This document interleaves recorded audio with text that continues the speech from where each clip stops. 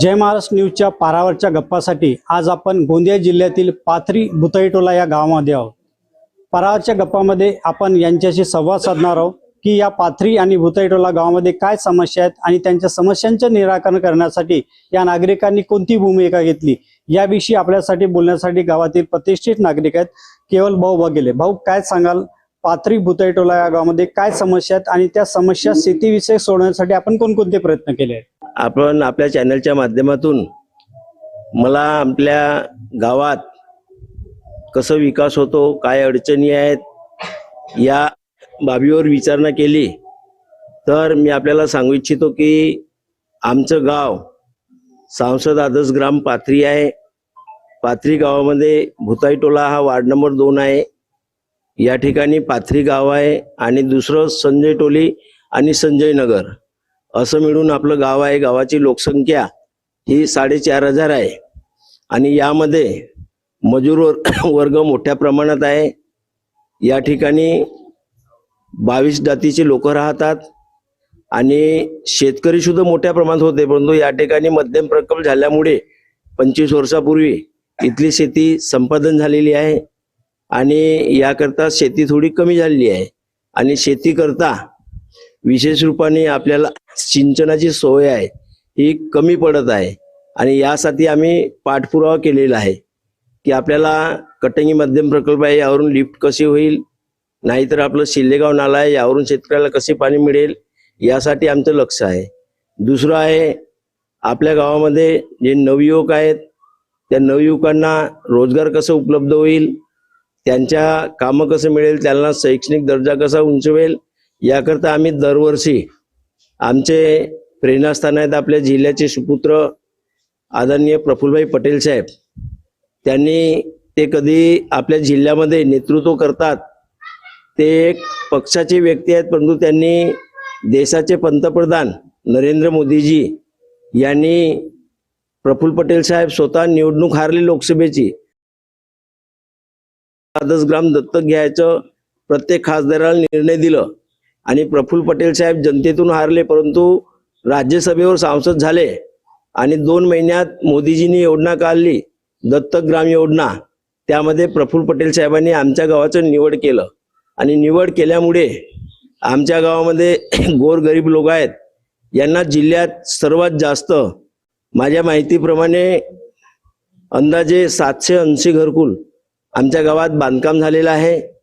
त्याप्रमाणे आम्हाला या ठिकाणी पिण्याच्या पाण्याकरता सिर्फ उन्हाळ्यामध्ये कधी कधी असा पाणी एक झाला असतं, एखादा महिना अडचण जात असते, इथं पिण्याचं पाणी आहे, फिल्टर प्लांट आहे, तो फिल्टर प्लांट सुद्धा तयार झालेला आहे, पण त्यांची थोडीशी टेक्निकल अडचणमुळे ते सुरू झालेला नाही आहे। परंतु मी स्वतः जिल्ह्याच्या DPDC सदस्य असल्यामुळे ते आपण यावेळेस 31 तारखेला सभा झाली त्या ठिकाणी मागणी केली आहे की फिल्टर प्लांट सुद्धा सुरू झालं पाहिजे आणि आपल्याला चौकामध्ये या ठिकाणी जसं सौर ऊर्जेवर आपण दुहेरी योजना आहे ही आपण सुरू केली आहे आणि आमच्या गावात जेवढं काही चौक आहेत त्या चौकामध्ये आम्ही विद्यार्थ्यांना शिक्षण कसं घेता येईल याकरता पाथरीचं मुठवा चौक आहे, त्या ठिकाणी आम्ही राष्ट्रसंत तुकडोजी महाराज यांच्या विचाराचे लोक आहेत त्यांची मूर्ती सुद्धा आम्ही एक लावून दिली आहे आणि दरदिवस त्या ठिकाणी प्रार्थना होत असते आणि आपले बचत गट आहेत त्यांना सुद्धा त्या ठिकाणी आपलं उद्योग कसा करता येईल, सभा कसा करता येईल त्याच्या उपाययोजना होत असते आणि चौकामध्ये सामाजिक कार्य कोणतंही झालं तरी आपल्याला कुठेही गंदगी दिसणार नाही। चांगलं कॉन्क्रिटिंग केलेलं चौक आहे आणि दुसरं मुठवा चौक आहे, त्या ठिकाणी आपण जगा आणि दुसऱ्याला जगवा असं विचाराचे नरेंद्र महाराजजी आहेत आणि त्यांचे भक्त आपल्या गावात असल्यामुळे आम्ही तिथं सुद्धा एक भवन तयार करून दिलं आहे, त्याही चौकाचं सौंदर्यीकरण करून दिलं आहे आणि त्या ठिकाणी सुद्धा आपले भक्त लोक बसत असतात आणि दर दिवस पूजापाठ होत असते आणि विद्यार्थ्यांचं त्या ठिकाणी अभ्यासक्रम सुरू आहे। तिसरं संजय टोली गाव आहे आपल्याकडं, संजय टोली एक टोली आहे, त्या ठिकाणी सुद्धा आम्ही एक भवन बनवून दिलेलं आहे आणि त्या ठिकाणी सुद्धा विद्यार्थ्यांचं अभ्यासक्रम सुरू असते। अशा प्रकारचं एक नवयुवकांना एक प्रेरणा मिळावी याकरता आपण हे कार्य सुरू केले आहे। आपल्या गावात खूप मोठं एक वन विभागाची जागा होती, त्याला आपण क्रीडांगण म्हणून आपण तयार केलेला आहे. आपल्या गावामध्ये शेतकऱ्याकरता सिंचनाकरता दुसरी सोय तर नाही, परंतु मामा तलाव आहेत.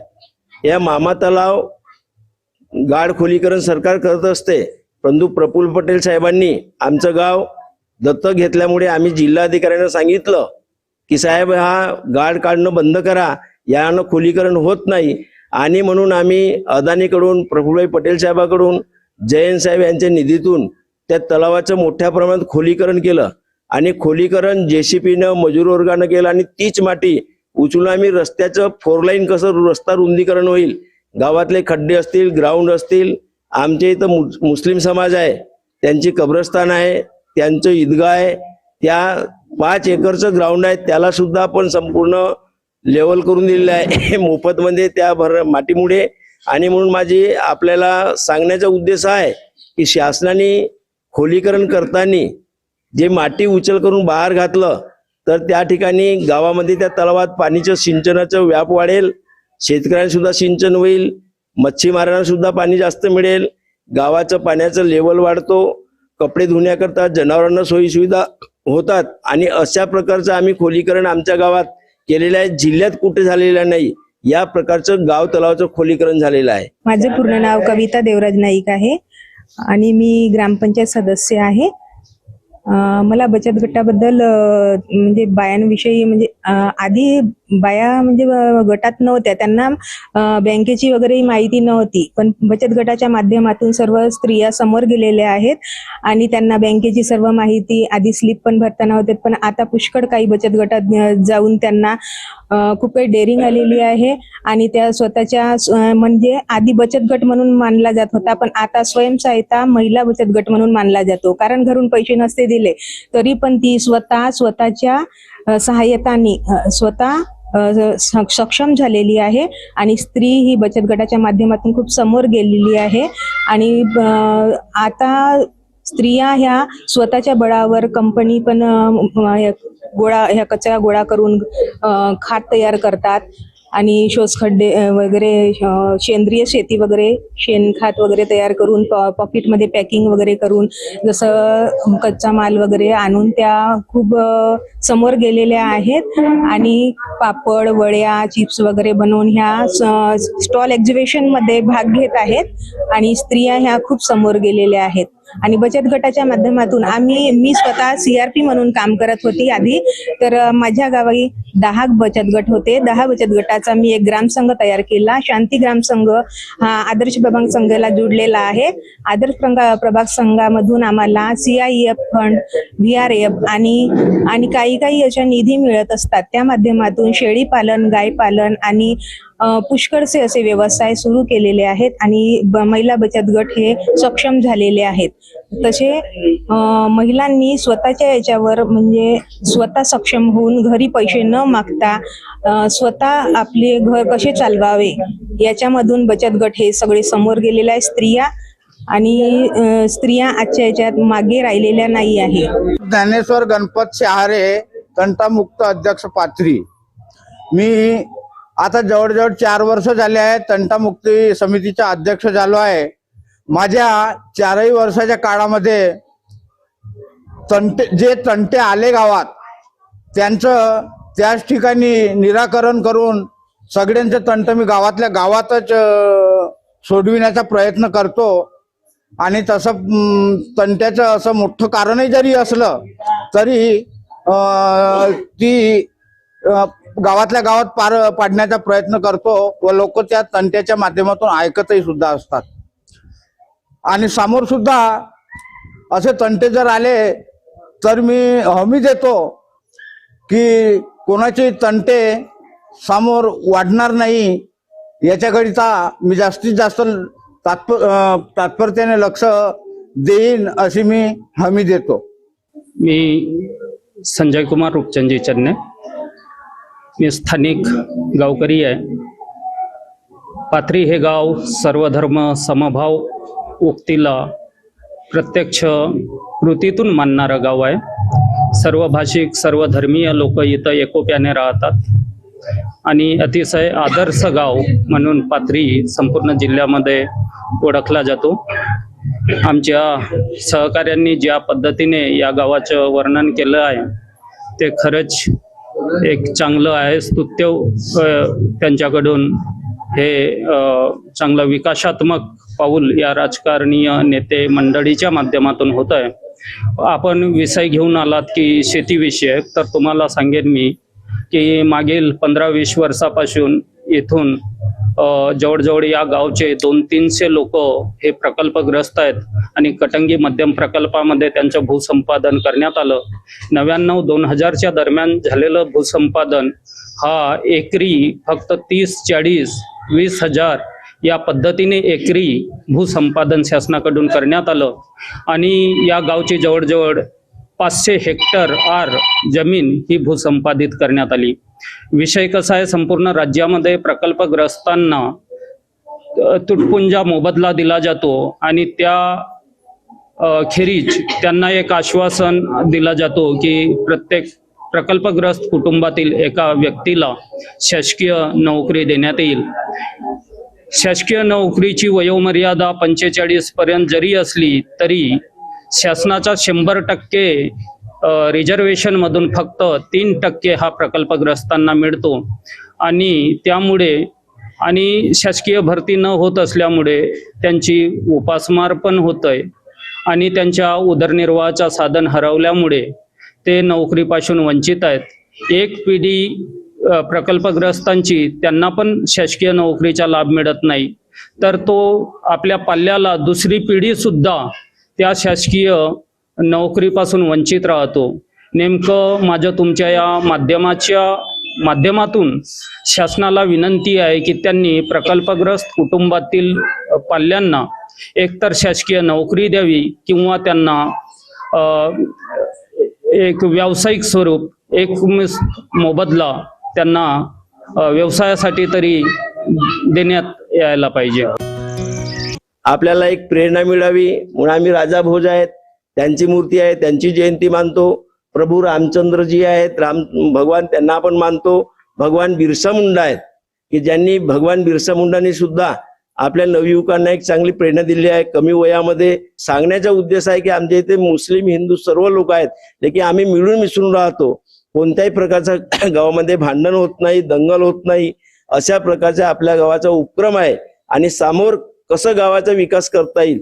शिरपा आम्हाला मुख्य अडचण आहे सिंचनाची आणि आणि आपल्या गावामध्ये एक अडचण आहे की आमच्या शासनात आहोत तर काय झालं आपण समावेश, परंतु शासनाने जो शेतकऱ्याला इलेक्ट्रिकचं कनेक्शन देत नाही ते सौर ऊर्जेचं प्लांट देत आहे. तर सौर ऊर्जेचं कनेक्शन ज्याने मागितलं त्याला त्वरित दिलं पाहिजे आणि पाऊस कमी जास्त येतो म्हणून इलेक्ट्रिक आहे शेती करता, तर ती इलेक्ट्रिक मोफत केली आहे, त्यांचं अभिनंदन आहे.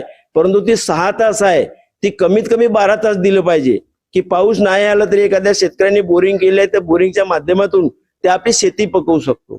अशा प्रकारच्या आपल्या गावात छोट्या मोठ्या काही अडचणी आहेत. नाहीतर माझं मत आहे की सर्व लोकांनी असं मिळून मिसळून चांगलं शासनाच्या योजनेचा लाभ घेतला पाहिजे. हे आम्ही चौकात कार्यक्रम घेतो आणि सर्व लोकांना प्रेरणा देण्याचं काम करतो आणि हीच आम्हाला आमच्या वरिष्ठाकडून आपल्याला याने सर्व मी महाराष्ट्रात जे सरकार आहे, सरकार आपल्याला किती दिलं तरी कमी आहे.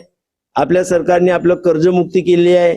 त्या कर्जमुक्तीमध्ये मग ते आघाडीची सरकार असेल किंवा महायुतीची सरकार असेल, राजकारणी लोक तुम्हाला सांगत नाही, परंतु त्यामध्ये काही छोटे मोठे शेतकरी नजरचुकीने मग ते बँकची चूक म्हणावा की जेव्हा ते एखादी संस्था असेल त्यांची चूक म्हणावा की यादी पाठवण्यात किंवा शेतकऱ्याची चूक असू शकते.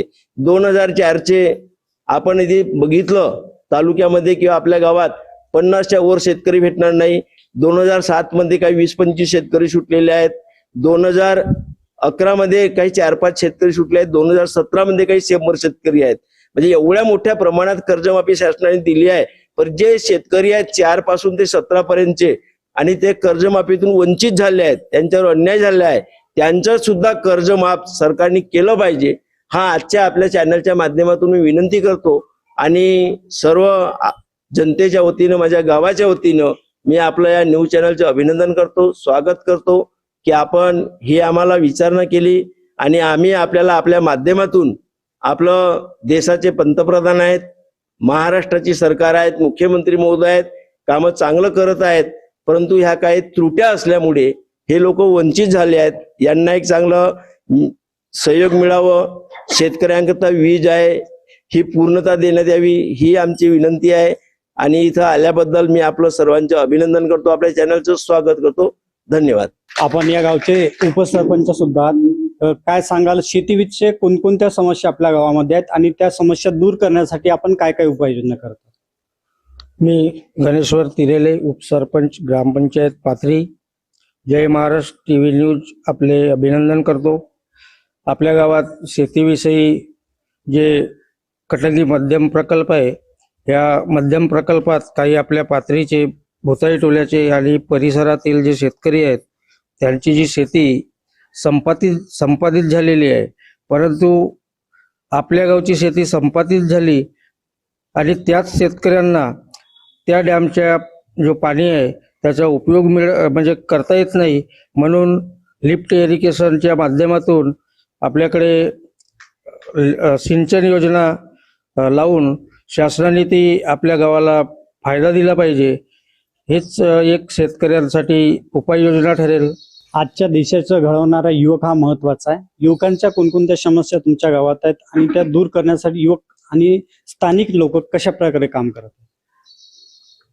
सर्वप्रथम मी आज सांसद आदर्श ग्राम पाथरी येथे जय महाराष्ट्र न्यूज चॅनलचं स्वागत करतो. आजची जी युवकांची समस्या आहे ती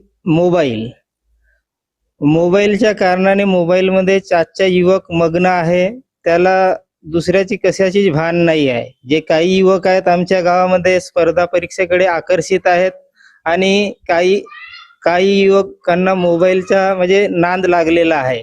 याविषयी मोबाईलकडे जर जास्त दुर्लक्ष केला, कारण की मोबाईलचे चांगले फायदे जरी असले तरी त्याचे मनावर विपरीत परिणाम होत असतात आणि त्यामुळे मोबाईल वापरावर थोड्याफार प्रमाणात बंदी असायला पाहिजे असं माझे मत आहे. आणि दुसरं म्हटलं तर जे चांगले सुज्ञ मुलं आहेत ते आपल्या गावामध्ये स्पर्धा परीक्षेकडे आकर्षित आहेत आणि ते मोबाईलच्या भानगडीमध्ये राहत नाहीत. त्यामध्ये आताच माझ्या पुतण्या टोनेस दिलीप सोरले हा सुद्धा SRPF मध्ये त्याचे सिलेक्शन झालेला आहे. स्पर्धा परीक्षेकडे आकर्षित आहेत आणि ते मोबाईलच्या भानगडीमध्ये राहत नाहीत. त्यामध्ये आताच माझ्या पुतण्या टोनेस दिलीप सोरले हा सुद्धा SRPF मध्ये त्याचे सिलेक्शन झालेला आहे. आणि पाथरीमध्ये सुद्धा आमच्या गावामध्ये तिथं एक सभा मंडप आहे आणि तिथं चांगल्या प्रकारे मुलं वाचतात. आमच्या गावून सुद्धा काही मुलं जातात. तर या प्रकारे वाचनाची सवय सुद्धा लागणे मुलांमध्ये आवश्यक आहे, जेणेकरून ते आपला भविष्य चांगल्या प्रकारे घडवू शकतील. आणि आमच्या गावामध्ये आमचे नेते आहेत आदरणीय केवल भाऊजी बघेले साहेब, यांनी सुद्धा एखाद्या वाचनालयाची म्हणजे इथं एक वाचनालय आणावं अशी मी त्यांच्याशी मागणी करतो. आणि आमच्या गावातील सुद्धा युवकांना वाचनाची चांगल्या प्रकारे सवय लागेल. मोबाईल पाहण्यापेक्षा वाचनालयामध्ये बसतील, ते आपला वेळ घालवतील, अभ्यास करतील. कारण की आता स्पर्धेचा युग आहे, स्पर्धेशिवाय काही होणार नाही आणि काळाची गरज आहे. आणि जेव्हापर्यंत विद्यार्थी स्पर्धेमध्ये उतरत नाही तोपर्यंत तो आपला भवितव्य घडवू शकत नाही. सर्व पालकांना आपल्या पाल्याशी अपेक्षा असते की तो भविष्यात काही ना काही करावा आणि त्याच हेतूने चांगलं शिक्षण देतात. स्वतः एक टाइम उपाशी राहतात, परंतु मुलांना शिक्षणासाठी ते कसल्याही प्रकारची कमी करत नाही. आणि म्हणून आपल्या गावातील युवकांनी सुद्धा याकडे लक्ष द्यावं आणि स्पर्धे परीक्षेकडे आकर्षित व्हावं. आणि मी याआधी सांगितलंच आहे की आमच्या गावामध्ये सुद्धा एक वाचनालयाची म्हणजे कमतरता आहे, ते पूर्ण करण्यात यावी असे मी आदरणीय आमच्या गावातील जे नेते आहेत त्यांना मी विनंती करतो. तसेच आमच्या गावामध्ये जी आरती होते त्यामध्ये आरती माईपच्या या माध्यमातून ठीक आहे म्हणतात, परंतु ते प्रसाद खाण्याच्या सुद्धा त्या माईप मध्ये उच्चारतात काही जे परीक्षा देणारे विद्यार्थी असतात. त्यामुळे सुद्धा साऊंड सर्व्हिसचा त्यांना म्हणजे त्रास होतो. म्हणजे हा त्रास तरी कुठे ना कुठे, आता सर्व आपल्या गावात आस्तिक आहे, सर्व धर्माचे पालन करतात, परंतु जे आरती जे लांब चालते पुष्कळ ते त्यामध्ये ते पुष्कळसे एड करतात, तर त्यामध्ये थोडीशी सुधारणा व्हावी अशी माझी इच्छा आहे. निश्चितपणाने गावचा कणा हा महत्त्वाचा मानला जातो, एक स्त्री, महिला. आणि या गावामध्ये कोणकोणत्या समस्या आहेत? मुख्यत्वे पाण्याची व्यवस्था आहे का तुमच्या गावामध्ये, आणि कोणकोणत्या सुविधा आणि बचत गटाची काय परिस्थिती आहे तुमच्या गावामध्ये, काय सांगा? माझं नाव उर्मिला हिरालाल दृगवार आहे. मी आरोग्य डिपार्टमेंटमध्ये आशा सेविका म्हणून काम करत आहे या वार्डमध्ये. बचत गटाच्या तर आता काहींच्या समस्या राहतात तर ते एकजुटीनं मिळून बचत गटातूनच कर्ज वगैरे घेऊन त्यांनी ते आपल्या समस्या सॉल्व्ह करतात. आणि बाकीचा जो आरोग्य जो बाईचा जो विभाग आहे, स्वच्छता, जर प्रत्येक बाईनं आपली वैयक्तिक स्वच्छता व परिसर स्वच्छ ठेवला तर मला वाटते आमच्या म्हणजे आरोग्याला काही हानी होणार नाही आणि कुठल्याही परिस्थितीत तशा कुठच्या बिमाऱ्या वगैरे राहणार नाही. हा एक स्वच्छतेचा विषय आहे पहिला. आणि जलजन्य आजार आहेत ते पाण्यामुळेच होतात. जलजन्य तर त्यासाठी पाण्याची पातळी आता पाऊस आल्यामुळे वाढली आहे, त्यामुळे प्रत्येकाच्या घरात पाणी हा उकळून प्यायला पाहिजे असं मी सर्वांनाच सांगतो. पाणी 10 मिनिटं उकळून घ्या, त्याला थंड होऊ द्या, नंतर तोच पाणी पिण्याच्या वापरात करा म्हणून. त्याच्यामुळे हे जलजन्य आजार होणार नाही. आणि जर कीटकजन्य आजार आहे, वरचं पावसाचं पाणी जर आपण कुठंही साठवलं नाही, वाहतं केलं तर आपल्या गावात कीटकजन्य आजारही होणार नाही आणि सगळ्यांचं आरोग्य सुखरूप राहील. महिला असतील किंवा लहान मुली असतील किंवा मोठ्या मुली असतील, त्या सोडवण्यासाठी कोणकोणते प्रयत्न महिला करतात?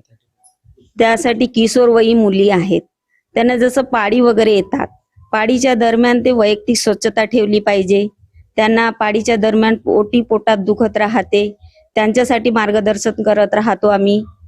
आणि स्त्रियांमध्ये कसं HB कमी राहते, हिमोग्लोबिनचं प्रमाण खूप कमी राहतं बायामध्ये, तर त्यांना वेळोवेळी आयरन फॉलिक ऍसिडचे टॅबलेट मी वाटप करत राहते. ह्या गोळ्या खाण्यास त्यांना प्रवृत्त करत राहते, कारण त्यांचे हिमोग्लोबिनचं प्रमाण कमी होऊ नये, ते वाढल्या पाहिजे याच्यासाठी म्हणून.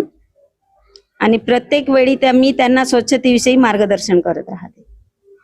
निश्चितपणाने आपण पाहिलं आहे की गोरेगाव तालुक्यातील पाथरी बुताईटोला हे गाव एक विकासाकडे जाणाऱ्या मार्गावर आहे आणि त्याचबरोबर काही समस्या आहेत, त्या समस्या सोडवण्याच्या दृष्टीने स्थानिक पातळीवर काम मोठ्या प्रमाणात होत आहे.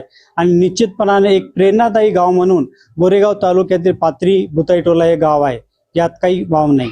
राकेश रामटेके, जय महाराष्ट्र न्यूज, गोरेगाव, गोंदिया.